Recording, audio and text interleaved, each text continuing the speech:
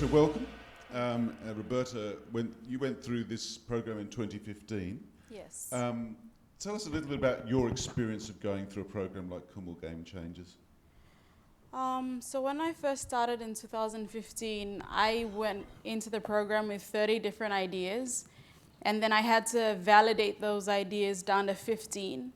And I had to further validate over the period of 16 months to just down to 4, which I'm currently working on. So apart from just being tech-based, it's gone through other exponential technologies that KGC, or the Kumul Foundation, gave me the opportunity to study in Silicon Valley at Draper University. So I was part of the selection of the top finalists of the program. So this program has actually changed my life in the past 24 months. Sitting here today, I run a consulting agency and specialize in market research and technology. So I pretty much do a lot of work around artificial intelligence. So I've really moved from the app space. I also am a director of cons.co, which is a company that we've built after 7 days of validating through this program. Having said that, I took part in the 2017 Kumul Gamechangers program as an assistant trainer. So I was also helping our Silicon Valley trainer from Lean Launchpad Central, who came in to train Lean development method, because I was exposed to that in San Mateo for about 2 months. So the Kumul Gamechangers program is essentially a platform that I've used to build myself, not only as a young Papua New Guinean entrepreneur, but also as a Pacific Islander, to see how it can impact the lives of others within the region. Roberta, I'm really interested to learn more about the young Papua New Guineans that are coming up as far as their interests. You talk a lot about your work in technology and so on. It strikes me there's actually a community now in PNG of young tech-savvy entrepreneurs who really want, not just in app development, but in the areas you're working in. How much of that community is connected to each other and into the world, the broader world? Well, the community is growing. I'd say the startup ecosystem is in its infancy stage, but we do have a group of coders who connect and meet up in Port Moresby. At the moment, I know a lot of you have also read about Shane and I, who's managing partner of VC fund in America. And what we do is we get together. So we have accountability meetups, and we use our connections. Like, I have a lot of friends in Pakistan, in Nigeria, in India, that we get together and connect through a startup venture building platform that's called Startup Studio. So it's also part of what I do with the agency that I run, the consulting agency. We sit down and talk to small to medium enterprises, or for any youths at all who want to create different opportunities in businesses. And we help them understand the market from idea to product to market launch.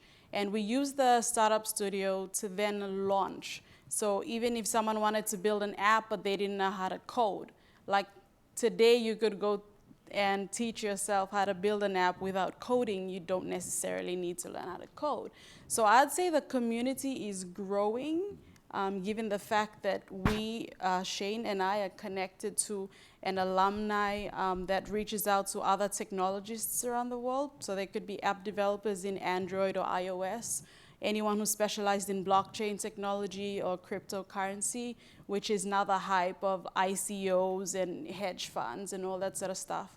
So as a Papua New Guinean, I see the potential in growing that ecosystem of not only tech-savvy individuals, but other people or traditional businesses or existing businesses who want to leverage off technology to improve their current business model.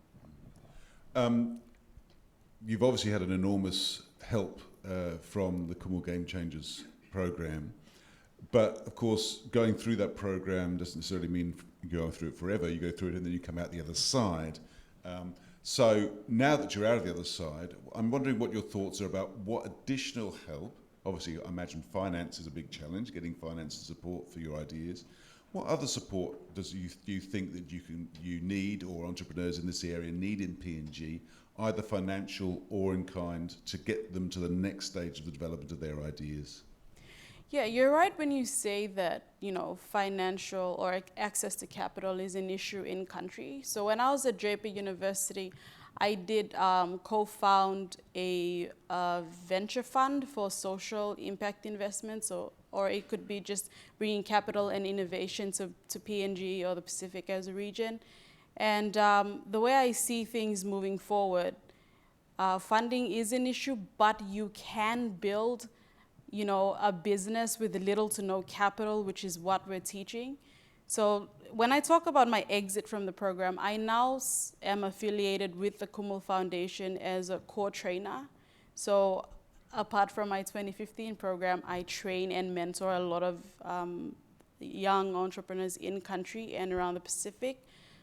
Simply because I was very fortunate to be sponsored by the Commonwealth Secretariat in London to go to Fiji and understand how the youth entrepreneurship network is growing there.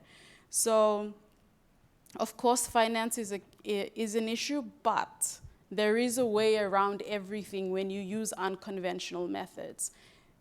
I just came back from Medang. I spoke to the Divine Word students there, and I told them, if you think that capital is always an issue when you rock up to the banks, maybe you should think about how you can start small and very lean. So your 500 kina that you save or you run from your little selling flex cards or anything like that, you can start an online business tomorrow and keep growing until you use that capital to build something big. So it's always about what you're passionate about and growing together with, as opposed to understanding market trends.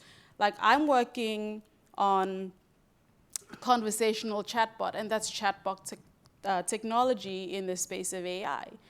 I know that I would need the help of very important people like Mahesh Patel to improve connectivity, and we're doing a lot of different tests. We're trialing and piloting at the moment. So a lot of it has to do with market trends. You just have to know how to reposition yourself in market. Otherwise, I think it's achievable. Mm-hmm. You've obviously travelled overseas as a result of the programs you've been participating in. Yeah. I imagine that's been a real eye-opener for you.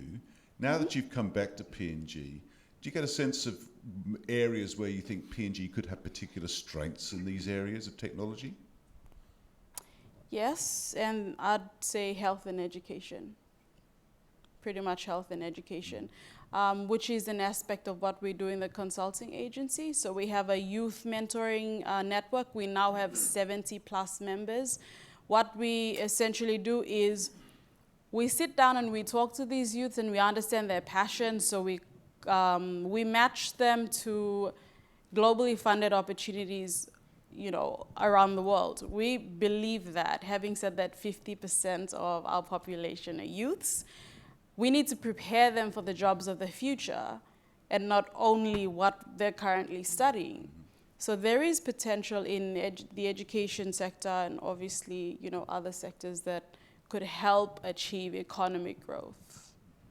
I imagine there's quite a few people in the room today who are very encouraged to hear what you've been talking about and quite excited by the prospects, but may not know how to get involved themselves or how to support this fledgling sector that's growing in PNG. How could other companies that maybe aren't involved in tech directly get involved in supporting this growing part of the PNG economy? Well, I think, first of all, you just have to be open-minded too. When you talk about these new things, everyone, they have this statement or this question that says, but Papua New Guinea is in Silicon Valley, or, Papua New Guinea isn't at a level where we could embrace the technology, and recently the Bank of Papua New Guinea hosted the blockchain conference, right? But I'm actually really proud that they did host a blockchain conference, because in order for us to solve the problems, our economic problems domestically, we need to understand what's happening around the world. And if we miss that boat, we literally then miss the boat. Yeah. So as much as I'd like to sit here and talk about passion and grit and innovation, I really think it's, even as business owners, you have to just be open-minded and understand the market and reposition yourself regardless. So that's pretty much what we also do back home, with the consulting agency that I run. Excellent. Well, Roberta will be available during lunchtime if anyone wants to come and have a chat with her. I've already had some conversations about maybe starting a venture capital fund for PNG, so who knows? I think it would be a great conversation to start at this conference and maybe take out and support some of the wonderful young entrepreneurs that are emerging in PNG. Would you please thank Roberta?